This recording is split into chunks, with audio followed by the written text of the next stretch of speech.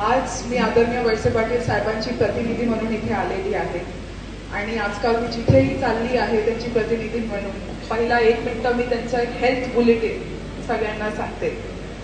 तर आपल्या सगळ्यांच्याच प्रेम आणि आशीर्वादाने साहेबांची प्रकृती एकदम उत्तम आहे।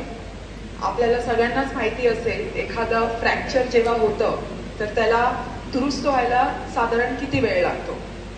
तर हे पण त्यांचं जे दोन ठिकाणी जे त्यांचं फ्रॅक्चर झालंय ते दुरुस्त व्हायला 6 ते 8 आठवडे लागतील, पण त्यांची प्रकृती एकदम उत्तम आहे। ते हॉस्पिटलमध्ये बसूनही आपल्या प्रत्येक हालचालीवरती त्यांचं बारीक लक्ष आहे। प्रत्येक गावात वाड्या वस्तींमध्ये काय चाललंय ती सगळी बातमी आमच्या पहिले त्यांच्याकडे पोहोचते।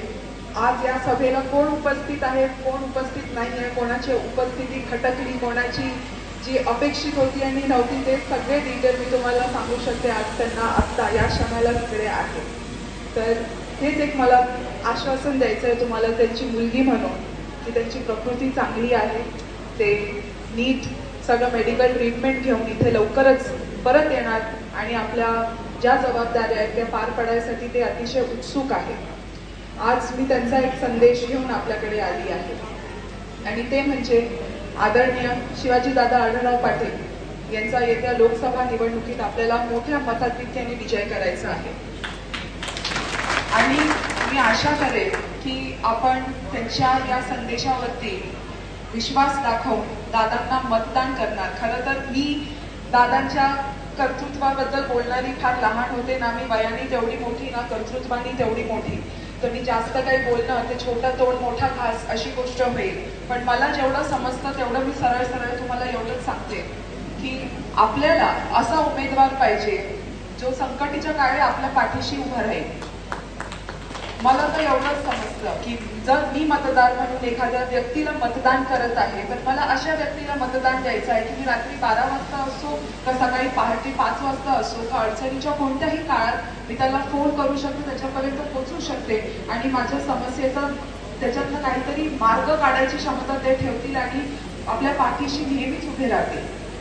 तर मी आपल्याला एवढंच सांगेन की आपण गेल्या इतक्या अनेक वर्षांपासून दादांचंही काम आपल्या भागात बघितलेलं आहे, आपल्या तालुक्यात, आपल्या लोकसभा मतदारसंघ, आपल्या तालुक्यातही आपण बघितलं। आदरणीय वळसे पाटील साहेब, बेंडे नाना आणि देवेंद्र शाह साहेबांनी काय प्रकारची त्यांनी इकडे आपल्या अवसरीच्या कॉलेजवरती एक हॉस्पिटल एका रात्रीत उभारलं होतं।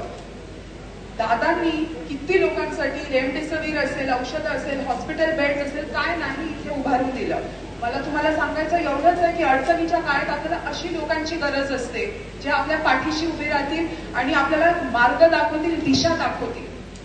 आपल्याला आपण साहजिक आहे नाविन्य आपल्याला आयुष्यात प्रत्येकच गोष्टींमध्ये हवं असतं आणि म्हणून आपण आजूबाजूला बघतो, नवीन लोकांना संधी देतो आणि इतर गोष्टींनी पण आपण आकर्षित होऊन आपण बरेच वेळा लोकांना संधी देतो। पण मला एक कळतं की जो अनुभव जे करू शकतं, जे एखादा तज्ञ व्यक्ती करू शकतो, ते कोणीच नवीन व्यक्ती लवकर करणं ते त्याच्यासाठी शक्य नाही। आपल्याला आज याचा अनुभव आलेला आहे आणि त्यामुळे माझी साहेबांकडनं आपल्या सगळ्यांनाच ही विनंती राहील की आदरणीय दादांना आपण या येत्या लोकसभा इलेक्शनमध्ये मोठ्या मतांनी निवडून आणायचं आहे आणि आपली साथ त्यांना इथे द्यायची आहे। आदरणीय वळसे पाटील साहेबांचे जेवढेही कार्यकर्ते असतील, त्यांच्यावर प्रेम करणारी लोक असतील, तुम्हाला सगळ्यांना मी साहेबांचा हा शुभ संदेश पाठवतेय आज आणि लवकरच साहेब आपल्यासोबत इथे असणार आहे। अजून 2 ते 3 आठवड्यानंतर मला वाटतं ते व्हीलचेअरमध्ये बसून इथपर्यंत इथे यायची त्यांची परिस्थिती होईल आणि त्यांना काय झालंय त्याच्यात फार काही रहस्य आहे नाही। जसं मी तुम्हाला सगळ्यांना सांगितलं, फ्रॅक्चर लहान मुलांनाही होतो, कोणा सगळ्यांनाच होतो। आपल्याला माहिती आहे की त्याची सिव्हिअरिटी किंवा ग्रॅव्हिटी केवढी असते। तर खूप काही चिंता करण्याची गोष्ट नाहीये। साहेब एकदम ठीक आहे आणि आपल्या प्रेम आणि आशीर्वादाने लवकरच ते आपल्या सगळ्यांमध्ये इथे असतील। आपल्या सगळ्यांचे परत एकदा मनापासून धन्यवाद देते। मला आज इथे बोलायची संधी दिली त्यासाठी धन्यवाद देते आणि इथे उपस्थित